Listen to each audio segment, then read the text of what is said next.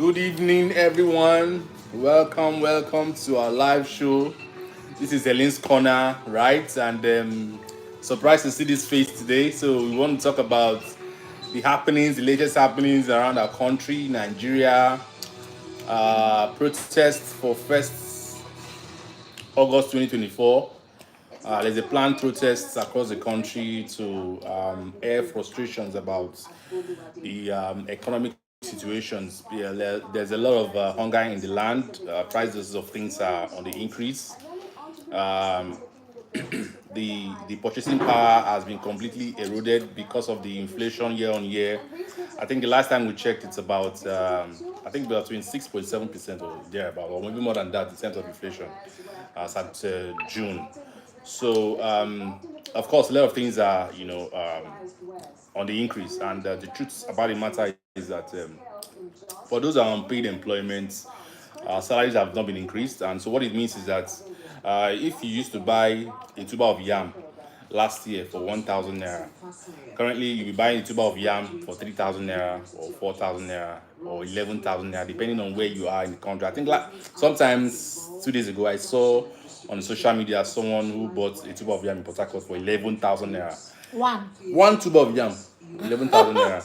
Then I saw another one again, right? This girl posted it now. For how much is it? 3 tuber of yam. 25,000 for how many? five. For Five tuber of yam in So, Abakaliki here. yeah. So for some, some cities, some towns, foodstuffs, cost of transportation and all that, in the cities, it's quite expensive compared to um, other maybe villages or remote areas where they usually farm. Because for you to do transportation from places like Benue, up north down to somewhere like Port Harcourt, cost of transportation and all that, because price of diesel fuel was increased last year when the new sheriff in town took over from the office. He came to tell everyone that subsidy has gone.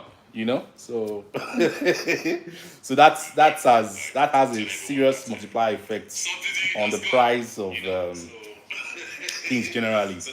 So that's what we want to discuss about today. People are talking about protesting, airing their view that they can no longer breathe. We remember last time before the current president came in on board during Buhari's regime, we talked about allowing the poor to breathe. So when you are in the helm of affairs, there's different thing altogether. He that wears the shoe know where it pinches. Now he's in the helm of affairs, and He doesn't even want to allow people the cannot even breathe again. He doesn't even want to allow the protest. But he led during 2011 now. 2012. I saw him 2012. on top of the car. It's 2011. During the 2012 now. It's 2011. That time that they increased fuel they remove fuel, this thing, subsidy. He led the protest now. And now he doesn't want protest again. So I think the constitution permits that there's a free people can protest. Is the part of their civic responsibility that of course they can air their views, the freedom of speech and all that.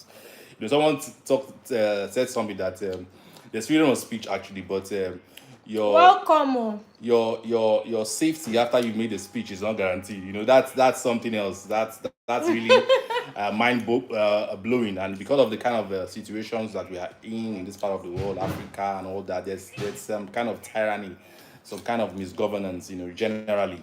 So unlike some sane environments where, of course, you see people protesting, their airing their views.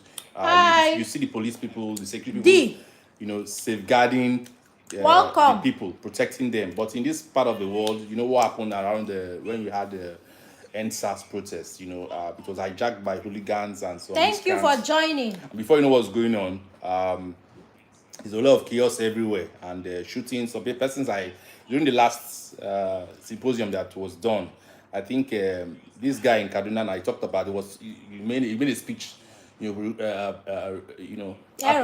No, Sani. That one used to put afro. Now that senator, that former senator, used to put afro. I used to put afro. In Kaduna State, Shehu Sani. So you talked about that, appealing to the president that please, that your children are still in the prison, that you are the one that's the chief organ for protest during Jonathan's period. Now, Buhari has gone. That some people are still languishing in the prison that they should please, assist in ensuring that they are released and all that. Is it those people that were protesting? Yes, now they are still in prison now. I tell you, some persons are still in the prison. I didn't even know. According to the speech he made, which was televised on the national television, that you should please assist to ensure that they are released. Not to talk about people that lost their lives during that shootout at Where are you from? We are from Nigeria. It's Nigeria. It's a thing of free demonstration, as long as it's peaceful. It's the police supposed to, according to police acts, protect people that are protesting. But it's a very, very difficult situation. Nigeria is right now. It's not. Unity is not really very, very strong the way to be during the Obasanjo period. He did a lot of things in terms of ensuring that positions are equitably distributed. Ministers, we have a lot of people. There's some kind of renaissance ensuring that people are come together in different tribes that we are in. But these days, it seems as if when things go wrong, they will be looking at some particular tribe that maybe it is them that are causing it, when it shouldn't be what should be in the front burner. See, the thing is, since after that, whatever, that's is it that second one, though, the one that they did, the counter coup. Since that's after that counter coup, that Igbo, anything Igbo is a problem in Nigeria. People despise Igbo to an extent that any small thing, it is Igbo that is causing it here in Nigeria. Anywhere that they see, if you hear that they say that Nigeria went to carry drugs somewhere, they will say it's Igbo. If it's not that they caught hush puppy, they would have said that it's only Igbo people that is doing 419. No. In terms of, you cannot generalize. I believe I'm not party of people that you say want to generalize that this particular tribe or this particular people that are the worst or so. There's every good, bad, and ugly in every tribe. You understand? Some persons are very fantastic. Some persons just like that. So it's just like in every. They don't know that one, no. Just like in every 12 disciples, there must be Judas. You understand? They so don't even know in that Jesus one. Christ's followership, they still have some persons that are not. In every 13, there must be Christ. They don't know that kind of a thing. So it's something that it's an eye opener, and looking at the protests that's being planned for 1st of August 2024, which is in a couple of days' time. People are becoming apprehensive. People are, already going to the market, so they don't know what's going to happen after the protest or during the protest. So people are, going to the market to ensure that they have foodstuffs at home, just in case, if there's any kind of disruption of peace.